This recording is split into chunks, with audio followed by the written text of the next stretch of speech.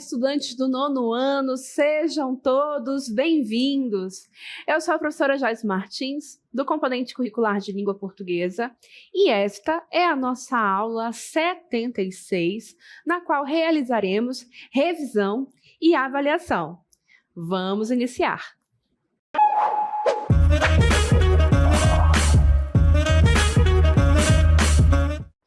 Para esta revisão, nós vamos, então, recuperar o conceito de variação linguística.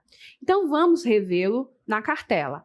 Olhem aí, nós estudamos que a variação linguística é um fenômeno que nos mostra que as línguas do mundo não são homogêneas, exibindo uma grande diversidade. Isso porque locutor e interlocutor atuam em diferentes espaços sociais. Então, ao compreendermos o conceito de variação linguística, entenderemos que nenhuma das línguas naturais do mundo vai ter o seu uso pelos falantes feito de maneira homogênea, ou seja, todo igual. Os falantes utilizarão a língua de maneiras diversas, e essas diferenças estão em vários aspectos da língua, tanto na forma de pronunciar alguns sons, que a gente normalmente associa isso ao sotaque, mas também no uso de algumas palavras ou expressões, ou de repente no sentido que uma mesma palavra tem em situações e regiões diferentes, e há também a questão da própria organização da frase. Um grupo de falantes de uma região utiliza uma organização que é diferente de um grupo de falantes que usa a mesma língua em um outro lugar. Então percebam que essas diferenças, esses usos que são diferentes, não fazem com que a língua mude e torne outra língua, não. Continuamos dentro do universo da mesma língua. Então, o que nós observamos são usos diferentes, que é o que nós chamamos de variação. Tudo bem? E nós estudamos também que a variação não acontece à toa. A variação, ela é influenciada por fatores, por situações que acabam por propiciar justamente a existência deste fenômeno que nós chamamos de variação linguística, ok? E aí, então, nós estudamos ao longo do nosso módulo 3 tipos de variação que nós vamos recuperar a partir de agora. O primeiro tipo é justamente o tipo da variação geográfica, correto? Que nos mostra que falantes do português brasileiro, assim como os de qualquer outra língua natural, tá? Estão localizados em determinado espaço geográfico, tá? E, por conta disso, há uma correlação entre a região de origem dos falantes e as marcas específicas que aparecem em sua produção linguística. Então, em linhas gerais, os falantes que aprendem a usar a língua, aprendem ali os usos da língua em uma região, terão na sua forma de uso da língua marcas que são específicas e que são diferentes de outros falantes que falam a mesma língua, mas estão em outra região. Né? Então, isso é uma marca que demonstra justamente a existência da variação linguística, correto? E aí, nós vamos justamente mostrar aqui alguns exemplos desse processo da variação regional. Na cartela, nós temos, então, por exemplo, o exemplo da pronúncia de vogais, correto? Notem o seguinte, no Nordeste, e aqui nós estamos falando de Brasil, tá bom? Os estudos demonstram que ocorre uma tendência a pronunciar as vogais que estão antes da sílaba tônica de uma forma aberta, uma pronúncia mais aberta. Aqui nos nossos exemplos, a sílaba tônica é a sílaba que está em verde, ok? Então, a vogal que está antes da sílaba tônica teria, então, uma pronúncia que tende a uma pronúncia aberta, tá bom?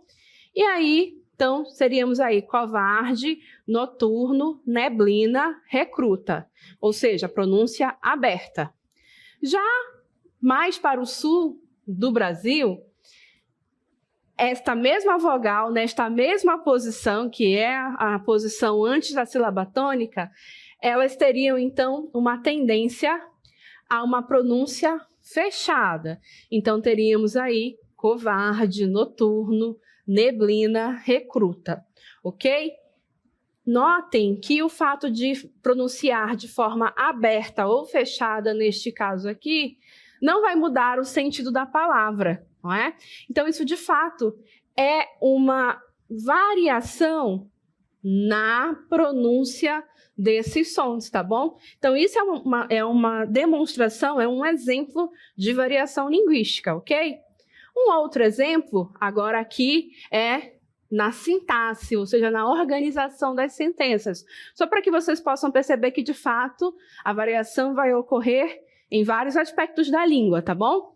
Então, por exemplo, aí de novo uma comparação entre regiões no nosso país. Os estudos mostram que, na região norte, existe a tendência de, ao organizar frases, usar o objeto direto expresso, ou seja, explícito. Ele vai aparecer, ele vai ser marcado, ou pelo pronome ele, ou pelo pronome lhe, ok? Então, é mais comum, no norte, observarmos: eu não vi ele, eu não lhe vi, eu não conheço ele, eu não lhe conheço. Notem, então, que são frases, são falas em que o objeto direto está marcado pelo pronome. Já mais para o sul do Brasil, o que acontece é que as frases aparecem sem o uso, sem a marcação do pronome nessa posição de objeto direto. Então, é mais comum frases como: eu não vi, eu não conheço. Lembram-se, né, que este sinal significa o sinal de vazio. A gente usa a marcação aí para demonstrar que o espaço onde estaria, vamos dizer assim, o objeto direto não está preenchido, né? Então, notem que aqui também é uma variação, né? Não marcar aí a posição do objeto direto, certo? Então, tudo isso é diferença regional. Então, a gente viu aí uma diferença na questão da pronúncia de som, vimos também uma diferença na questão da organização da frase, da sentença, que é o que nós chamamos de sintaxe. E há também uma diferença, eu acho que essa é mais fácil de perceber, que é justamente aí no uso de palavras, né? O nome que um alimento tem ao longo do país, não é? Então, nosso mapa, vamos recuperar o nosso mapa no ar. Este mapa é muito interessante porque nos mostra justamente o nome que o pão tem ao longo de todo o nosso país, em toda a sua extensão.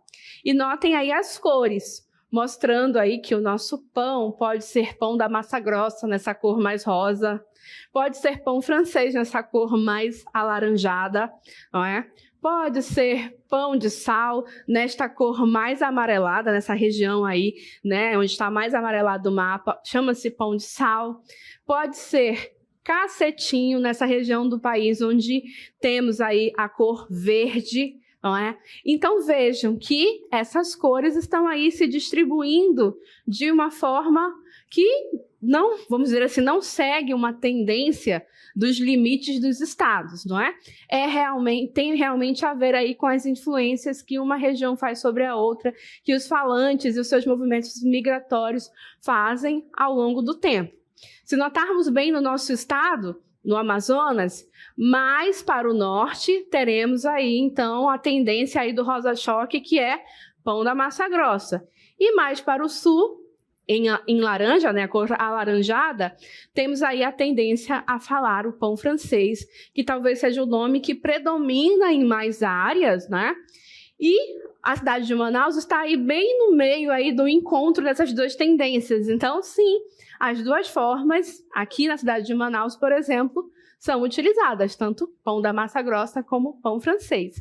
Então, notem que tudo isso, esses três exemplos que observamos até agora, são exemplos dessa variação que é regional.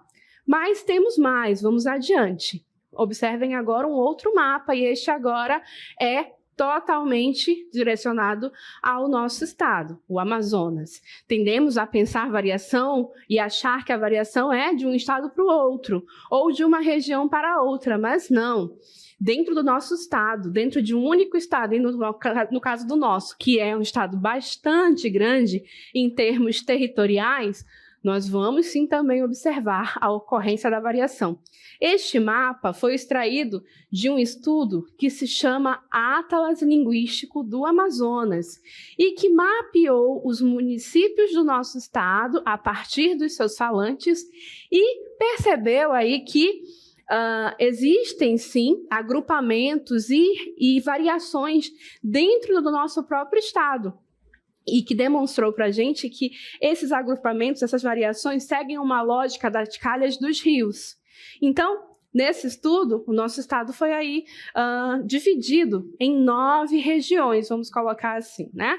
Então, há ali o grupo de municípios da região do Purus, há o grupo de municípios da região do Madeira, há a região ali da região do Juruá, né, os municípios daquela região, há os municípios do Alto Rio Negro, há os municípios da região dos Solimões e os municípios, por exemplo, da região do Médio e do Baixo Amazonas. Então, percebam que, de fato, o que nós vamos observar é que dentro do nosso próprio estado temos, sim, ocorrências de variação e, no nosso caso, de certa forma, há esse agrupamento aí dos padrões, das variações linguísticas, também seguindo a lógica da calha dos rios, né? Então, os municípios dessa calha têm tais características, os municípios, né, os falantes, na verdade, dos municípios de outra calha de rio, terão outras características e assim sucessivamente.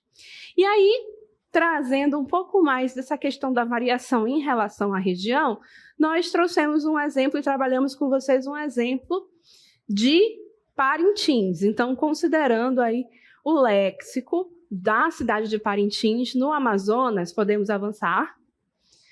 E aí, houve um outro estudo que fez um levantamento de palavras, expressões dessa cidade, né? Considerando, então, aquilo que os falantes utilizam em relação às palavras que são próprias no uso dessa cidade.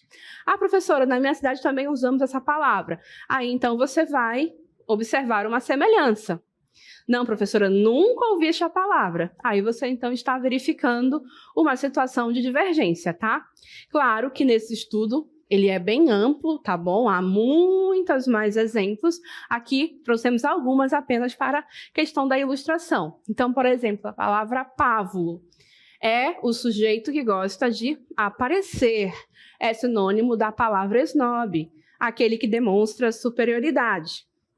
Aí temos a palavra panavoeiro, significa reunião festiva, algazarra, é sinônimo de festa, que é reunião, agrupamento de pessoas com fins recreativos. Temos também a palavra, pode passar, por favor, caqueado. Caqueado significa, então, gingado, bailado, e é sinônimo, então, da dança, é utilizada no contexto de dança. E, por fim, porrudo. Se refere a alguma coisa que é grande. Notem aí, como eu falei, que são apenas alguns exemplos de um estudo que é mais amplo sobre o léxico da cidade de Parintins.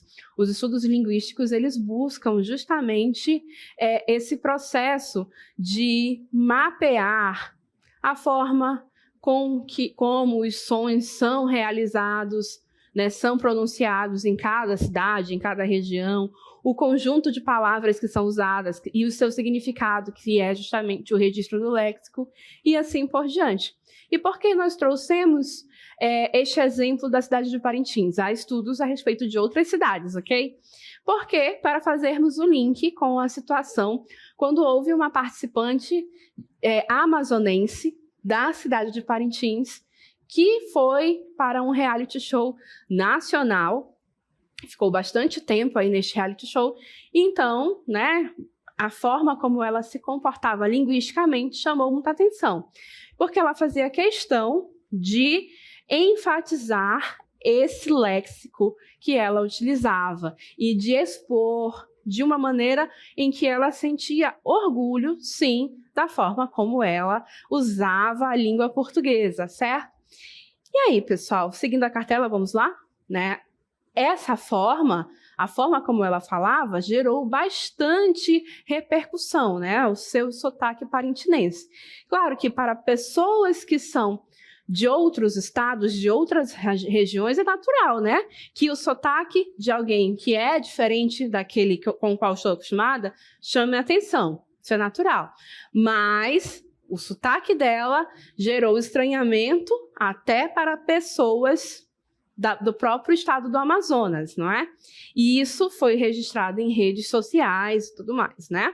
Então, seguindo adiante, apenas para pontuar, né? O seu sotaque gerou estranhamento entre os participantes que eram de outras regiões, né? Para alguns foi considerado forçado, e houve amazonenses que afirmaram que no Amazonas não se fala daquela forma. Ora, certamente foram pessoas de outras regiões, né? Eu mostrei para vocês nosso mapa, né? Vimos ali que há várias regiões, vários agrupamentos de variações linguísticas que seguem aí as calhas dos rios, não é? Então, certamente, aqueles que registraram esse estranhamento eram de calhas de rios diferentes da cidade de Parintins. E, inclusive, certamente, da cidade de Manaus, que é a capital, vamos dizer assim, e existe sim essa diferença entre a variação linguística que se usa em Manaus e a variação presente lá em Parintins, né? E este exemplo nós utilizamos para trabalhar com vocês um outro conceito, que é o conceito do preconceito linguístico. Vamos lá, então. O que é o preconceito linguístico? É justamente aquilo que resulta da comparação indevida entre o modelo idealizado de língua que se apresenta nas gramáticas normativas e nos dicionários, e os modos de falar reais das pessoas que vivem na sociedade. Modos de falar que são muitos e bem diferentes entre si. E aqui sempre vale ressaltar e relembrar: existem sim as situações em que nós devemos utilizar esse padrão formal da gramática normativa. Existem situações formais e nós devemos, nessas situações formais, utilizar esse registro linguístico formal, aquele que a gente observa na gramática normativa e que na escola nós buscamos sempre apresentar e ensinar a vocês. Porque esses ambientes formais são os ambientes onde você vai circular, vai interagir usando a língua. Então, é necessário que você domine, ok? Mas há situações de informalidade. Há situações em que você não necessariamente precisa ser formal do ponto de vista linguístico. E, então, o preconceito linguístico seria justamente esse processo no qual faz-se essa comparação e se quer que as pessoas o tempo todo sejam extremamente formais, tanto na sua fala quanto na sua escrita, em todos os ambientes. Claro também que nesse processo de preconceito, há pessoas que não consideram que, de repente, o seu interlocutor, a pessoa com quem ele está interagindo, é alguém com um processo de escolarização menor e que, portanto, teve menos contato ali com o padrão formal na escola, não é? E acaba ali por impor o seu modelo e ser preconceituoso com o outro que estudou menos tempo e, portanto, teve menos contato com o padrão formal que se aprende na escola, não é? Mas vai além. Preconceito linguístico também, pode avançar na cartela, por favor, né?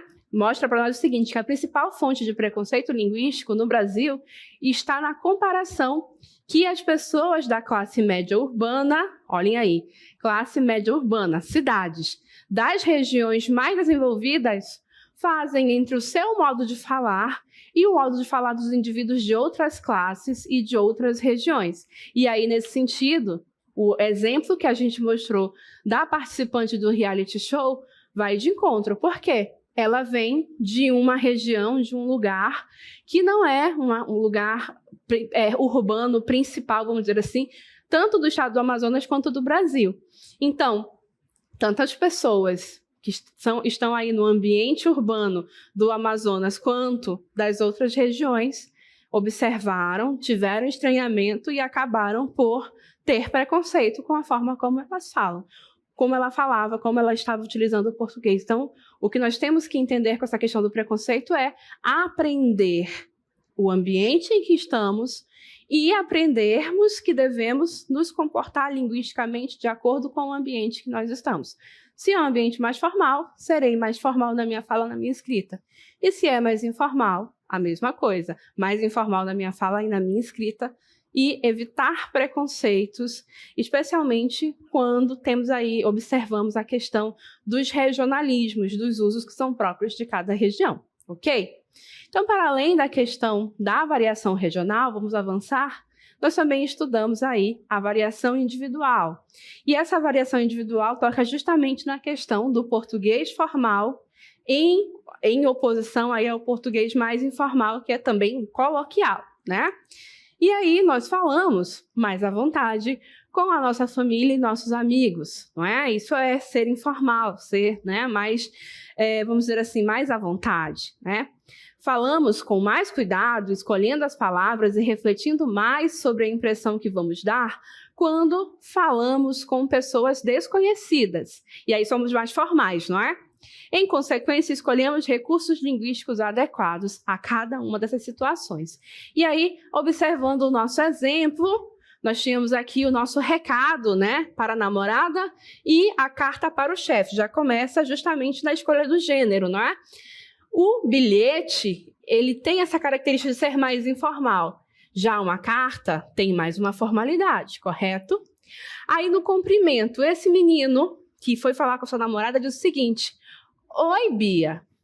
Seguinte, a gente combinou de ir no cinema amanhã, sessão da tarde. Não vai dar.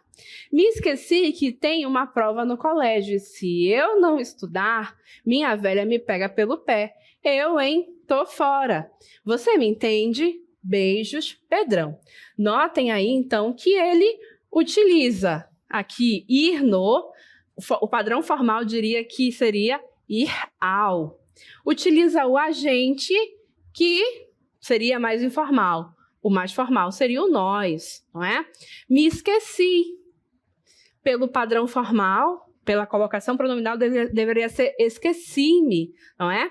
E essa expressão aí, minha velha me pega pelo pé, né? Uma forma informal de dizer que a sua mãe vai ficar ali chateada com ele. E aí ele coloca, eu, hein, tô fora. Notem aqui a contração, notem aqui esse uso que é próprio da fala. E ele se despede com beijocas, Pedrão.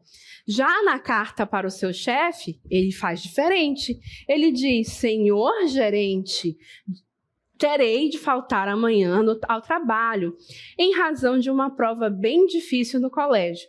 Precisarei estudar, pois se eu for mal nessa prova, minha mãe vai ficar muito nervosa.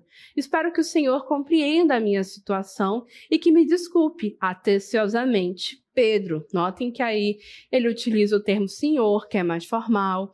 Terei, em vez de vou ter, né? Terei, vai ser mais formal do que vou ter.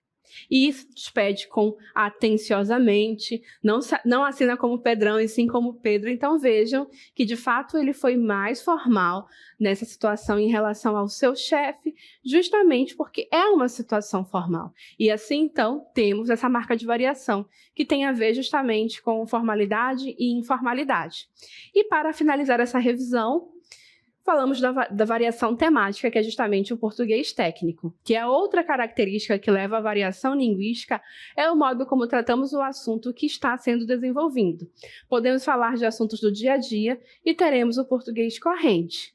Podemos falar de assuntos especializados e aí teremos o português técnico. Então, em linhas gerais, né, quando alguém é especialista em um assunto, por exemplo, médicos, engenheiros, advogados, professores mecânicos, por exemplo, de qualquer aí especialidade, eles terão um vocabulário que é muito próprio, muito particular da sua área de atuação. E isso acaba por fazer com que eles utilizem esses termos no seu falar, especialmente quando estão falando do tema no qual são especialistas, certo? Para ilustrar, vamos recuperar então o vídeo em que há aí uma consulta médica e um diagnóstico. Acompanhem. Seu João, o senhor está com cardiomegalia, O que é isso, doutora? coração grande. Coração grande? Então, a médica utilizou o termo técnico cardiomegalia e o paciente não é da área da saúde, não tem obrigação de saber o que significa. Perguntou o que significava. E aí, então, a médica teve que explicar o que aquele termo cardiomegalia significava. Então, percebam aí que, de fato, é uma ocorrência aí de variação linguística por conta do uso de um português técnico. Isso pode acontecer com qualquer pessoa que é especialista e que utiliza muito termos técnicos na sua fala do seu cotidiano, ok? Então, assim, nós encerramos este momento de revisão por aqui.